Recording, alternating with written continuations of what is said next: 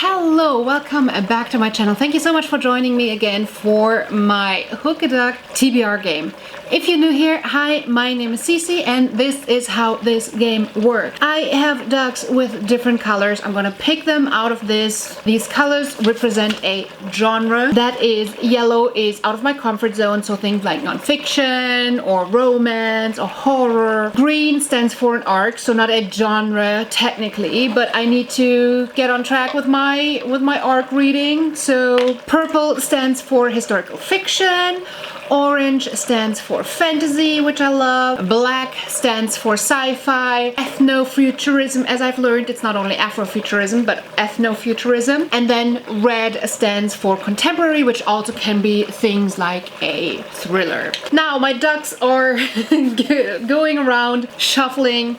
And once I have pulled a color, I then am pulling a prompt, which are these beautiful cards that my friend Adriana drew me, and these decide the challenge that I have to complete in this genre. If I end up not completing one of the colors, I have to complete a challenge at the end of the month, and you can already go and watch the first couple of challenges. They are challenges out in the wild. They have to do with interacting with strangers on the street and all that kind of crazy stuff. So be sure to check that out. It's a lot of fun to film, but I have a feeling it's even more fun to watch even. How many picks are we making? The rule is I have to pick 2 greens because, as I said, the biggest prompt is for me to get back on my reading, get on track with my arcs. So if we hit 2 greens, the game is over. I am usually good if we pick 5. Last month I had to pick 12, and that is way too much. So if we end up being like 6, 7, I'm good. If it's more, I'm gonna go and cry. So let's start. And we are starting out with black, sci-fi or ethnofuturism. And for this, we are picking cultural background other than my own.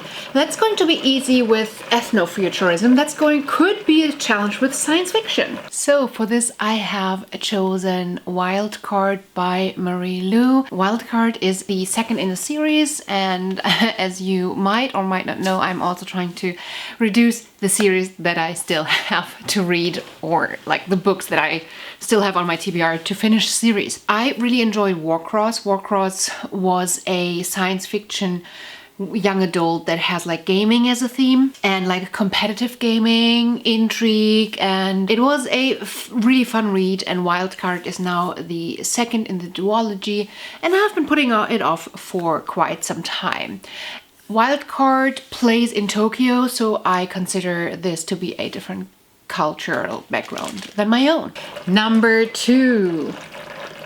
Let us pick this lovely one. Come on, I have my heart set on you. I'm so bad at this game, but we all love seeing people struggle, don't we? Orange, fantasy. And for fantasy, the prompt we do Twitter picks for me. All right, so I'm going to go and pick a few. I think Twitter polls do like 4 different ones, and then we're going to pick from this. So for this one, I have put up 4 on Twitter. Currently, this one is winning. We Hunt the Flame by Hafsa Faisal. I had this on my shelf for a while. I have the Owl Crate edition, and I have been toying with this one for the longest time, and I chose to put this up on Twitter for the poll because there's 2 book clubs reading it in August, so this would be a really good time to add this in my TBR game. The other one that I've put up is Fury Born, which I've had for the longest time on my TBR as well. And I have the third in the trilogy as an arc, so I need to get cracking with that series. Also, I had a few people that I know that really love this and really want me to read it, so this is why I put this up as well. Then the third book that I put up on Twitter is Grey Sister. I enjoyed Red Sister. I would need to continue with that series. And the fourth one is an arc, the only fantasy arc that I still have left, but I don't think there's high chances for it to be picked because it is a German fantasy, and because it has a German title, people probably who don't speak German won't like pick it, but maybe not. So these four are my top selection for fantasy. There's all of them have a reason why I want to read them. So let's see what Twitter picks for me. Pick number 3. Oh, let's take this one. Sci-fi again! All right, I'm in a sci-fi mood, so that's good. And the challenge is hyped on Booktube. Ooh, a sci-fi hyped on Booktube. So for hyped on Booktube, I have picked We Are the Ants. I haven't seen this in a while, but a while back I have seen this everywhere. Well, I bought it because I've seen it on Booktube, so I consider this hype on Booktube. There's only one exception. I might swap this out for Supernova by Marissa Meyer, which is the third in the Renegades trilogy. If I get that as a traveling book, I'll swap that out. Supernova, the third in the trilogy, it's like a science fiction, superhero, supervillains, and you're following more the villain types, the like anarchists who are against the government, and it's the conclusion of that series. We Are the Ants I don't know much about. There are a few things Henry Dunton knows and a few things he doesn't. Henry knows that his mom is struggling to keep the family together and coping by chain-smoking cigarettes. He knows that his older brother is a college dropout with a pregnant girlfriend. He knows that he is slowly losing his grandmother to Alzheimer's. And he knows that his boyfriend committed suicide last year. What Henry doesn't know is why the aliens chose to abduct him when he was 13, and he doesn't know why they continue to steal him from his bed and take him aboard their ship. He doesn't know why the world is going to end or why the aliens have offered him the opportunity to avert the impending disaster by pressing a big red button. But they have, and they have only given him 144 days to make up his mind. The question is whether Henry thinks the world is worth saving. That is, until he meets Diego Vega, an artist with a secret past who forces Henry to question his beliefs, his place in the universe, and whether any of it really matters. But before Henry can save the world, he's got to figure out how to save himself, and the aliens haven't given him a button for that. Pick number 4. Let's take this one. This one looks so straight and strong.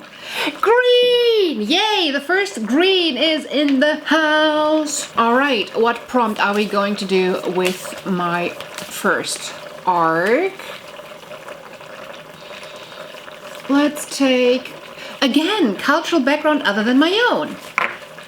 For this one, I have chosen A Black Boy Out of Time, which is a memoir, I think. So not necessarily a typical read for me, but it just sounded real interesting. One of 19 children in a blended family, Hari Siat was raised by a Hindu Hare Krishna mother and a Muslim father. Through reframing their own coming-of-age story, Siat takes readers on a powerful journey of growing up queer and black in Cleveland, Ohio, and of navigating the equally complex path towards finding their true self in New York City. I felt like that sounds super interesting, so let's go for that. Pick number 5. Yellow, Out of My Comfort Zone. Less than 250 pages. Okay, that's a good one. Out of My Comfort Zone in less than 250. For this, I have chosen Pet. Well, I love this cover. What makes this out of my comfort zone is that it is tagged magical realism, and I'm expecting some romancy parts. So I got it in a book box, and I totally love the cover and I want to read it, but then I also shy away from it because it's magical realism, which is not my thing. Pet is here to hunt a monster. Are you brave enough to look? There are no monsters anymore, or so the children in the city of Lucille have been taught. Jem and her best friend Redemption have grown up with this lesson all their lives. But when Jem meets Pat, she begins to question what she's been told. Pat has come to hunt the evil lurking in Redemption's house. This doesn't tell me much, but I'm glad if I can take that off my TBR, off my physical TBR, and I'm done with it, and I know if I like it or not. Pick number 6. Purple! Historical fiction. Super hyped for it. Ooh! A historical fiction that I'm super hyped for it is The Girl Behind the Wall. I believe, if I understand correctly, is that it is multiple point of views in Berlin when the wall was put up, and you are following two sisters who are on either side of the wall. So one that is heavily influenced by the Soviets and one who is heavily influenced by the American, French, and Brits. So I'm quite intrigued. I don't know much more. I don't want to know much more about it, but I'm quite interested in reading a historical fiction that is not necessarily about the wartime in Germany, but that plays in Germany and has a different aspect of Germany's history that they're focusing on, and this one sounded quite interesting. Okay, pick number 7. You. I choose you. Contemporary! This one wants to come to me, and that is hyped on BookTube. For this one, you might have to help me. I really would like to read Love is a Revolution for this, because I'm going to be reading this for the Enneagram readathon, and even though this is not necessarily in my comfort zone, I was hoping that the prompt comes up in out of my comfort zone that I could put this in, but it didn't. I'm not following a lot of romance content, so I don't know if this is hyped on BookTube. Please let me know down in the comments below if you would consider this hyped. And I can read this. The most radical thing you can do is love yourself and each other. When Nayla reluctantly goes to an open mic night for her cousin sister friend Imani's birthday, she finds herself falling in instant love with Ty Brown, the MC. Ty's perfect, except he's an activist, and Nayla would rather watch movies and try out new ice cream flavors. So in order to impress Ty, Nayla tells a few tiny lies to have things in common with him. But as they spend more time together, those lies become harder to keep up. As Nayla falls deeper into her lies, she learns love can be hard, but also that self-love is truly revolutionary. As you can see, not necessarily my type of book, but please let me know if this is hyped on BookTube and I can read it for that prompt. Pick number 8. Out of my comfort zone. I don't like this. Why do we have to do that again? Published pre-2000. Okay. For this one, I have picked a Raisin in the Sun. This was gifted to me by a co-worker. It's a tiny little book, but as far as I understand, it is a play, and plays definitely are out of my comfort zone. She read this and she was really into this and said this is one of her favorite books in a long time or ever. Not only pioneering work by an African-American playwright, Lorraine Hansberry's play was also a radically new representation of Black life, resolutely authentic, fiercely unsentimental, and unflinching in its vision of what happens to people whose dreams are constantly deferred. In her portrait of an embattled Chicago family, Hansberry anticipated issues that ranged from generational clashes to the civil rights and women's movements. She also posed the essential question about identity, justice, and moral responsibility at the heart of these great struggles. The result is an American classic. It sounds really interesting. It is short, it's a play, I'm intrigued, but it still is out of my comfort zone. All right, next, let's take this one. Contemporary. Continue a series with contemporary. Ooh, I don't know if I have a contemporary series that I'm reading. For this one, I'm going to be finally continuing with the Cassidy Blake series. I think it's considered horror or some urban fantasy, but it definitely plays in the here and now, so I'm gonna consider it a contemporary, okay? I don't know anything about it, but I really enjoyed the first two. Cassidy Blake can see and speak with ghosts, and it's a fantastical, fun kind of story. Her parents are ghost hunters and she's traveling the world with them, so she comes into all these different areas and places that are ghost heavy, and well, she experiences all sorts of fun things. I'm really excited to finally finish that series off. The first 2 books were so much fun. I think the 3rd one plays in New Orleans. That's all I know, and I am here for it. Okay, this is pick number 10. Woo-wee! All right. Out of my comfort zone again! Let a friend pick for you. So for this one, I have asked a couple of people to pre-record their recommendations so that I don't have to put them on the spot and they have to come up with a recording very, very quickly. If you want to recommend me a book, or if you want to make me read a book in a certain genre, please feel free to record a video and send it to me. I'm happy to put it into my library of videos. I currently had one single video for Out of My Comfort Zone, and that is by Lorraine, and let's see what I'll be reading for this one. Hi CC. So I guess you're going to be reading a book that's out of your comfort zone. I had a little look at your genres that you're not exactly comfortable with, and I spotted one that I just started reading myself in October, and I've just been reading a lot more books in it and I've started to really enjoy it. So I've picked a book from the horror genre for you, and I've chosen one that I think you'll hopefully enjoy, and it's short, it's quick, and it's not too like gruesome or like horrible. Okay, so I really hope you do like it. So I've chosen Rosemary's Baby for you. I recently read this, I did enjoy it, and in case you don't know what the premise is, it follows this couple, Rosemary and her husband Guy. They move into this building that has a little bit of a reputation of things happening. He's an actor and he ends up landing this role, and then yeah, the neighbours just start taking a little bit of an interest in them, and when Rosemary gets pregnant they really start taking an interest in her welfare. So yeah, I'm not going to say anything more because then I'm going to end up giving spoilers, but I do hope you enjoy it and I can't wait to see what your thoughts are. Bye! All right, pick number 11. We need green, please. Sci-fi or Afrofuturism? Ethnofuturism. Continue a series. For continue another series, I have picked Pattern Master by Octavia E. Butler. I wanted to finish that in July, but that's not happening. I'm super intrigued. It's the 4th in a series, and I don't know how to talk about what's happening in a book or what I'm expecting from a book when it's a 4th in the series without going into spoilers. But I can pretty much say that the whole series so far has been...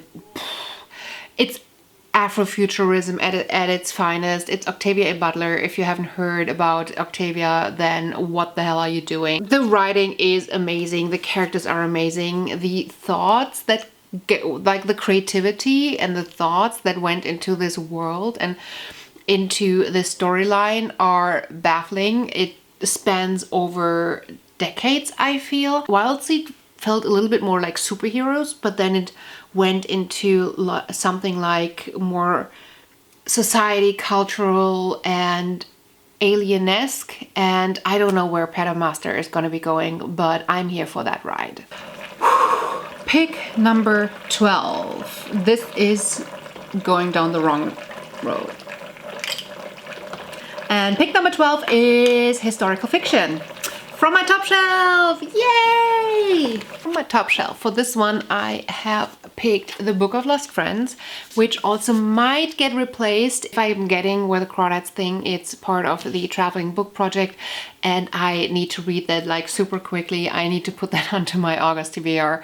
So I'm going to be replacing it, and Where the Crawdads Thing is also one of my like super high books, and it will totally be on my top shelf immediately. If it's not being handed over to me in a week, I will be reading The Book of Lost Friends, which I have had on my top shelf for quite a while. By the way, I love this cover. I love the colors, the solitude that it kind of shows. A family separated, an epic journey to reunite the missing. It just gives me all the feelings that I want to feel. Plays in Louisiana, 1875 and 1987. In the tumultuous aftermath of Reconstruction, 3 young women set off as unwilling companions on a perilous perilous quest.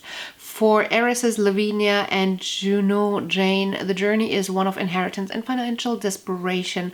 But for Hanny, torn from her mother and siblings before slavery's end, the pilgrimage westward reignites an agonizing question. Could her long-lost family still be out there? And then we have the second timeline in 1987. Arriving in Augustine, Louisiana, first-year teacher Benedetta Silva finds herself teaching students whose poverty-stricken lives she can scarcely comprehend. The town is impossibly set in its ways, suspicious of new ideas and new people. But amid the gnarled lived oaks and ancient plantation homes lies the century-old history of 3 young women, a long-ago journey, and a hidden book that could change everything. I feel like this is one that I just want to cuddle up with and just get into this, like get into the history of it. I am just feeling this so much. But yeah. Lucky 13.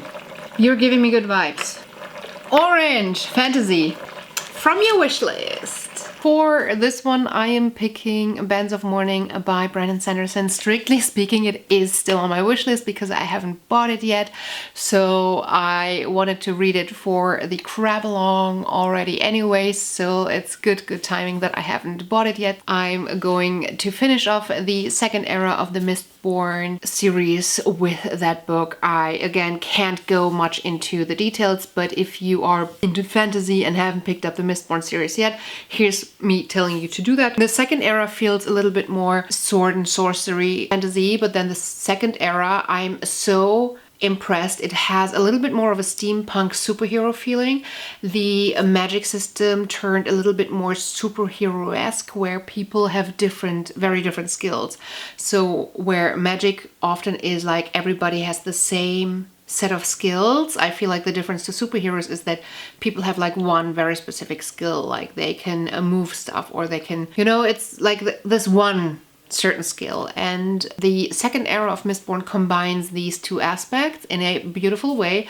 The characters are hilarious, the banter is real, and I just love the characters in this. And it does not play in a medieval setting, which I appreciate. I appreciate a good fantasy that is not strictly urban fantasy playing now, but it's also not a fantasy that is just like in a medieval setting. So that's really cool.